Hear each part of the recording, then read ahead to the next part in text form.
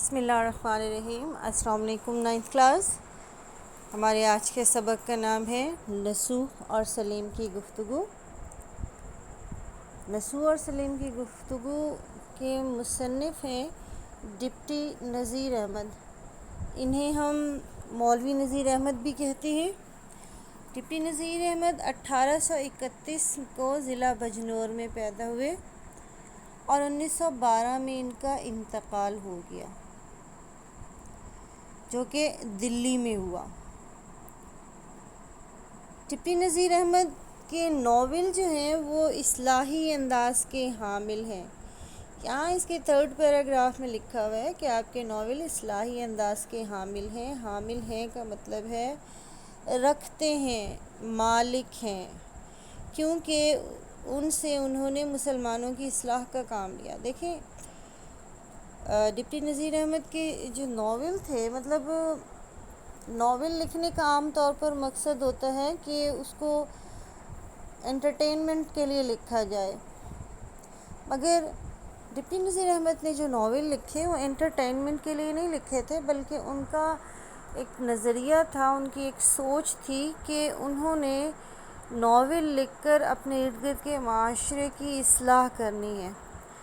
Basically انہوں نے جو ناول لکھنا شروع کیے تھے وہ اپنے بچوں کی تربیت کے لیے لکھنا شروع کیے تھے، تو اسی لیے ان کی ناولوں میں اصلاحی رنگ بہت زیادہ پایا جاتا ہے، جس میں انہوں نے اپنے بیٹے اور بیٹیوں کو، بیٹی اور بیٹے کو جو ہے یہ بتایا تھا کہ انہیں زندگی کس انداز سے گزارنی چاہیے، اور ایک اچھا شخص کیسا ہوتا ہے یا ایک اچھی بیٹی کیسی ہوتی ہے، بطور بیٹی، بہو، بیوی، ایک ماں کے ایک بیٹی کا کردار کیسا ہونا چاہیے۔ اسی طرح انہوں نے اپنے بیٹے کو جو ہے وہ تربیت کرنے کے لیے ناول تحریر کیے، مگر بعد میں شروع کے 1-2 ناول اسی لیے تحریر کیے، مگر بعد میں انہوں نے جو ناول تحریر کیے تھے وہ مطلب آغاز تو اپنوں کے لیے کیا تھا، لیکن پھر انہوں نے اس کو پھیلا دیا معاشرے کے لیے، کہ وہ مسلمان جو تھے بر صغیر کے، ان میں جو نوجوان نسل تھی، جو بچے تھے، ان کی تربیت کا رنگ وہ چاہتے تھے کہ اس طرح کا ہو کہ ان میں یہ خوبیاں پیدا ہوں۔ اس لیے جو ان کا انداز تھا ناولوں کا وہ اصلاحی انداز تھا، اور اس سے انہوں نے مسلمانوں کی اور بر صغیر کے نوجوانوں کی تربیت جو ہے اس کا کام کیا اور مسلمانوں کی اصلاح کا کام لیا۔ اب اگرچہ ڈپٹی نذیر احمد کی مقصد پسندی نے ناول کے فن کو کسی حد تک متاثر کیا، اس سنٹنس کا مطلب یہ ہے، دیکھیں پہلی بات تو آپ یہ اپنے ذہن میں رکھ لیجئے کہ ڈپٹی نذیر احمد اردو ناول نگار میں اولین ناول نگار ہیں۔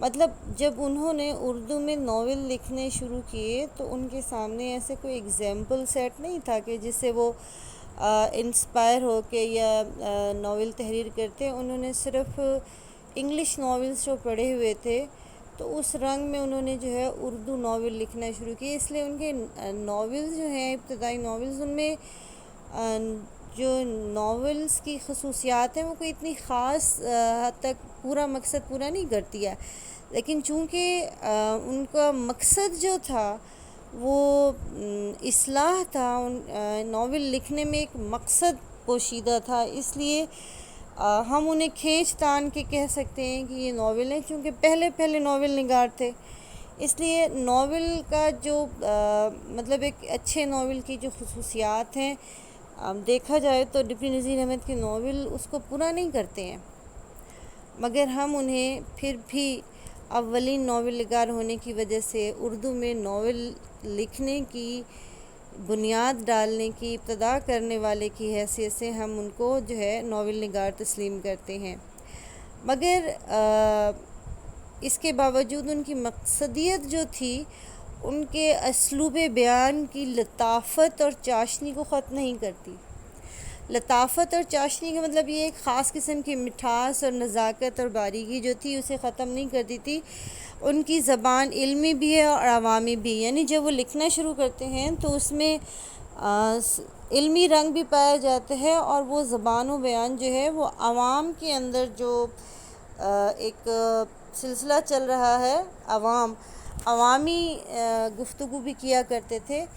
پھر معاشرتی لطافتوں کے آئینہ دار کہتے ہیں کہ مظاہر کرنے والا، ظاہر کرنے والا، محاوروں کے استعمال کا انہیں ملکہ حاصل ہے۔ ملکہ کا مطلب ہے مہارت، یعنی ان کے ارد گرد معاشرے میں جو زبان و بیان تھا، جو انداز تھا، جو محاورات استعمال ہوتے تھے، جو ضرب الامثال استعمال ہوتی تھی، انہوں نے اس کو بہت خوبصورتی سے اپنے اس میں پرو دیا تھا، اپنے ناولز میں وہ چیز ڈال دی ہے۔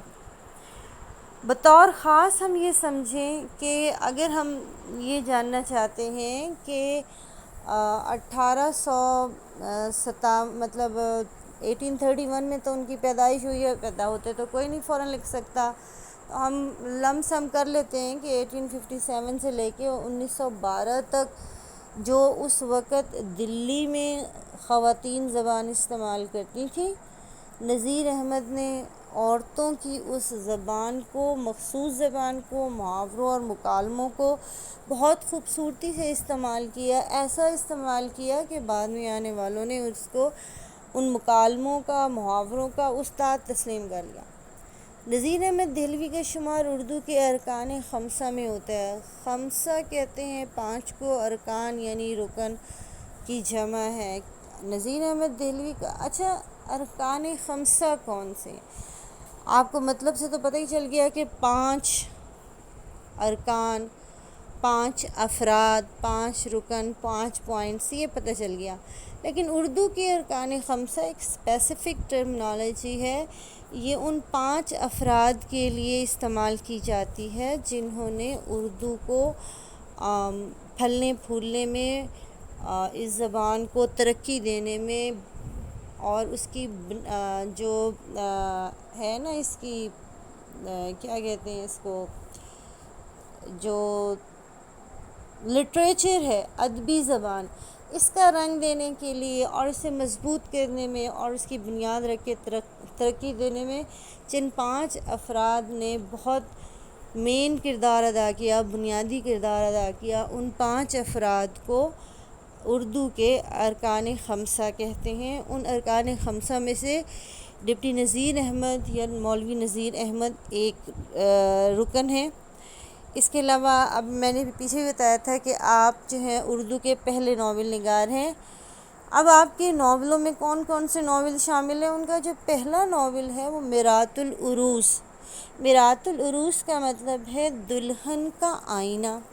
اب یہ وہ ناول ہے جو انہوں نے اپنی بیٹی حور بانو کی تربیت کے لیے، اس کی تعلیم کے لیے تحریر کیا تھا۔ اس میں انہوں نے میرات العروس میں 2 بہنوں کا کہانی سنائی ہے۔ اور اچھا ایک چیز بڑی کمال کی بات یہ ہے کہ ڈپٹی نذیر احمد کے جو کردار ہوتے ہیں ناولوں کے، اب ان کرداروں کے جب ہم نام پڑھتے ہیں نا تو ہم اس نام سے ہی ان کرداروں کی شخصیت پوری کی پوری جو ہے وہ جان سکتے ہیں۔ جیسے میرات العروس میں جو دونوں بہنیں ہیں، ایک اکبری ہے ایک اصغری ہے۔ اکبر یعنی بڑا، اصغر یعنی چھوٹا۔ تو جو بڑی بہن تھی اسے اکبری کا نام دیا تھا، جو چھوٹی بہن تھی اسے اصغری کا نام دیا تھا۔ اب ان دونوں کا کمپیریزن دکھایا تھا کہ اکبری جو تھی وہ نہایت پھوڑ، بد سلیقہ، بد زبان، بد مزاج۔ دونوں کی شادی ایک ہی گھر میں ہوئی تھی، اور ایک کا نام کامل تھا جو کہ اکبری کا میاں تھا، اور اسی طرح جو ہے ان کے آگے ہم اگلے ناول میں ڈسکس کروں گی۔ اور اس میں ایک ان کی جو تھی ملازمہ بھی تھی۔ تو اس میں آپ کو ایک اور چیز کمال کی بات یہ ہے کہ جس طرح میں نے کہا کہ ان کے کرداروں کے ناموں سے پتہ چل جاتا ہے کہ اس ناول میں اس کا کیا کردار ہے، اسی طرح ان کے کردار جو ہیں وہ دیکھیں، انسان، ہر شخص جو ہے برائیوں اور اچھائیوں کا مرقع ہے۔ اگر کسی میں کوئی کمزوری ہے تو کوئی مضبوط اس کی اسٹرنگتھن بھی ہوتی ہوگی، کوئی اس کی اچھی خوبی بھی ہوتی ہوگی۔ لیکن ڈپٹی نذیر احمد کے کرداروں کا ایک یہ کمال ہے کہ جو کردار برے ہیں وہ شروع سے لے کے آخر تک برے ہو جاتے ہیں، جو اچھے ہیں وہ شروع سے لے کے آخر تک اچھے ہی رہتے ہیں۔ یعنی ایک عام زندگی میں انسان میں تبدیلیاں آتی رہتی ہیں اور اچھائیاں برائیاں دونوں موجود ہوتی ہیں، لیکن ڈپٹی نذیر احمد کے کردار، ایسے کرداروں کو ہم اکہرے کردار کہتے ہیں، تو ڈپٹی نذیر احمد کے کردار اکہرا کردار ہیں کہ اگر کسی میں خامی ہے تو اس میں شاید کہیں اچھائی نظر نہیں آتی، اگر ہوگی تو ناول میں نظر نہیں آ رہی اور وہ تبدیل نہیں ہو رہا ہے۔ تو یہ میرات العروس جو تھا، یہ دو بہنوں کا واقعہ تھا۔ انہوں نے اس میں اپنی بیٹی کو سکھایا تھا کہ اچھی بیٹی، اچھی بہو کیسے ہوتی ہے، اچھی بیٹی کیسے ہوتی ہے، اور اس میں یہ بھی انہوں نے دکھایا تھا کہ اگر جو وہ ماں بنتی ہے تو ایک اچھی ماں کیسے ہوتی ہے، اچھی بھاوج کیسے ہوتی ہے، اچھی بیوی کا کیا کردار ہے۔ یہ سارے چھوٹے کردار انہوں نے بیچ میں ڈال کے اس ناول کو مکمل کیا۔ لیکن اس میں انہوں نے ایک سائڈ کردار جو تھا، ٹیچر، اچھی ٹیچر کا کردار بھی ڈالا تھا، لیکن وہ مائنر سا تھا میرات العروس میں۔ اس کے بعد بنات النعاش ہے، لیکن بنات النعاش انہوں نے بعد میں لکھا تھا، توبۃ النصوح پہلے لکھ لیا تھا۔ بنات النعاش کا مطلب ہے 7 ستاروں کا جھمکا یا عقد ثریا، یعنی وہ جو آسمان کے اوپر نظر نہیں آتا ہے، 7 سٹارز ایک ساتھ ہوتے ہیں، اس کا یہ۔ اب کیا میں نے آپ کو بتایا نا کہ انہوں نے مائنر سا ٹچ دیا تھا بنات النعاش میں ٹیچر کا، اس میں میرات العروس میں ٹیچر کا ایک مائنر سا ٹچ دیا تھا، بتایا تھا کہ اس نے جو ہے وہ ٹیچنگ بھی کرنا شروع کر دی اور یہ کیا وہ کیا۔ مگر یہ جو بنات النعاش ہے، اس ناول میں انہوں نے ایک اچھے استاد کی تمام تر کوالٹیز کیسی ہونی چاہیے، اسی اصغری کو لے کر انہوں نے بنات النعاش تحریر کیا، اور اس میں اسے ایک ٹیچر کے حوالے سے، ایک استانی کے حوالے سے دکھایا، جس میں انہوں نے دیگر کردار شامل کیے۔ اس کی نند حمیدہ بھی وہاں تھی، اور آگے سے ان کے کوئی پڑوسی دور کے رشتہ دار بھی تھے، وہ حسن آرا خانم، یہ ساری اس کے اندر شامل تھیں۔ اور پھر آگے چل کے انہوں نے بنات النعاش کے اختتام پر ہی یہ دکھایا کہ اصغری کی جو نند تھی حمیدہ، اس کی شادی انہوں نے حسن آرا کے جو ہے وہ بھائی سے کروا دی، اور پھر آگے ان کے اپنے بیٹے کی شادی اسی کی جو ہے بیٹی سے ہوگی۔ نہیں، بڑا لمبا چوڑا آگے پورا ایک پروسیجر چلتا ہے۔ پھر اس کے بعد انہوں نے توبۃ النصوح، توبۃ النصوح کا مطلب ہے نصوح کی توبہ، اور یہ قرآن شریف میں توبۃ النصوح کا استعمال ہوا ہے، اس کا مطلب نصوح کہتے ہیں نصیحت کرنے والے کو۔ اب ناول کے نام سے ہی پتہ چل رہا ہے کہ اس میں سارے نصیحتوں کا کمال ہوگا۔ تو اس ناول یہ ناول انہوں نے اپنے بیٹے کی تربیت کے لیے لکھا تھا۔ اس میں بھی جو کردار تھے وہ گہرے کردار ہی تھے، اور میں نے آپ کو کہا کہ کرداروں کے نام جیسے نصوح، نصیحت کرنے والا، تو پورے ناول میں ناول کا ہیرو جو ہے وہ نصوح، میاں نصوح ہیں، بزرگ سے خاتون حضرت ہیں تھوڑے سے، وہ سارے ناول میں نصیحتیں کرتے دکھائی دیتے ہیں۔ ان کا بیٹا کلیم کہتے ہیں کلام کرنے والے کو، یعنی پوئٹری کیا کرتا تھا، اس لیے وہ کلیم ہے۔ پھر اس سے چھوٹا جو تھا وہ سلیم تھا، سب سے چھوٹا، تو سلیم کا جو ہے سلیم الفطرت تھا، ہر ایک کی بات مان جانے والا تھا۔ اس طرح کے سارے ان کے کردار تھے۔ تو یہ انہوں نے اپنے بیٹے کی تربیت کے لیے لکھے کہ ایک بیٹے میں کیا کیا کوالٹیز ہونی چاہیے۔ پھر انہوں نے ایک فسانے مبتلا لکھا، اور ایک ناول لکھا ابن الوقت۔ کہا جاتا ہے کہ اس ناول ابن الوقت میں جو ہے انہوں نے سر سید احمد خان کو بنایا تھا اپنا نشانہ، اور انہی کو ایک اس کے طور پر بھیجا۔ ابن الوقت کا مطلب ہوتا ہے ایسا وقت کا بیٹا۔ وقت کا بیٹا کا مطلب یہ ہے ایسا شخص جو خود غرض ہو اور اپنا مطلب نکالنا چاہتا ہو، وقت پڑھنے پہ جس طرف جھکنا ہو ادھر جھک جائے، اس لحاظ سے اس کو جو ہے ابن الوقت کا نام دیا۔ یہ جناب آپ کے ناول تھے ڈپٹی نذیر احمد کے، ان کا تھوڑا سا میں نے آپ کو انٹروڈکشن کروا دیا۔ اس کے بعد ہم جب کریں گے تو اگلے اس میں آپ کو لیکچر بھی بھیج رہی ہوں، نصوح اور سلیم کی گفتگو۔ اب یہ ناول کا حصہ تو ہے، وہیں سے اقتباس لے کر دیا گیا ہے، توبۃ النصوح سے لے کر دیا گیا ہے۔ اس کے جو سب سے چھوٹا بیٹا تھا اس کی گفتگو اپنے والد کے ساتھ وہ دکھائی گئی ہے۔ تو ان کے 3 بیٹے تھے، بیسیکلی سب سے بڑا کلیم تھا، پھر جو ہے وہ علیم تھا، اور یہ سلیم تھا۔ جو علیم تھا وہ مطلب علم رکھنے والا تھا، اچھا تھا اور اچھے کام کیا کرتا تھا، اور یہ سلیم سب سے چھوٹا تھا۔ اب اس کی میں نے آپ کو بتایا کہ ناولز کا کوئی خاص نہیں رنگ ان میں پایا جاتا ہے۔ ان کی ناولز میں جو ہے مکالماتی رنگ بھی ہے، پھر ان کے ناولز میں جیسے میں آپ کو لیکچر دے رہی ہوں تو وہ ایک جو ہے وہ تقریر یا لیکچر والا سٹائل ہے، کیونکہ وہ آپ کو پتہ ہے کہ مولوی نذیر احمد یا ڈپٹی نذیر احمد جو تھے وہ انہوں نے مدارس سے تربیت حاصل کی تھی، اسکولوں میں نہیں پڑھے تھے، مدرسے میں پڑھے تھے، اس لیے ان کی جو تھا اس میں تبلیغ کا رنگ شامل تھا۔ تو اس لیے ہم کہہ سکتے ہیں کہ نصوح اور سلیم کی گفتگو جو ہے اس کا اگر ہم حیت دیکھیں تو وہ مکالماتی رنگ ہے اس میں پایا جاتا ہے، لیکن یہ ہے ناول کا حصہ۔